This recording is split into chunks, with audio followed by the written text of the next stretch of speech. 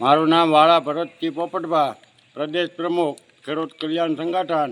અત્યારે નવા કૃષિ મંત્રી શ્રી જીતુભાઈ વાઘાણીએ જે ખેડૂતોને નુકસાનીની સહાય જાહેર કરી, એમાં 400થી 450થી વધારે ગામડાઓને સહાય આપવાની વાત કરી.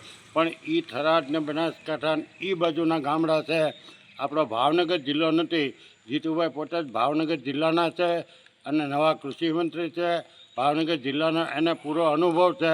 ભાવનગર જિલ્લાના ખેડૂતોને, તમામ ખેડૂતોને જિલ્લાભરના, એમાં મહુવા, તળાજા, ગારિયાધાર, જેસર વગેરે સિહોર તમામ તાલુકામાં મોટા પાયે ખેતીવાડીમાં નુકસાન થયેલું છે.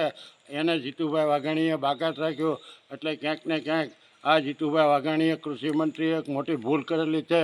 એને અમે સખત શબ્દોમાં વખોડી કાઢીએ છીએ. ફરી વખત આમાં સર્વે કરી અને ભાવનગર જિલ્લાના તમામ ખેડૂતોને 1 વીઘે 25,000 રૂપિયા લેખે સહાય જીતુભાઈ વાઘાણી જાહેર કરે તો સાચા કૃષિમંત્રી અને સાચા ખેડૂતના દીકરા કહેવાય.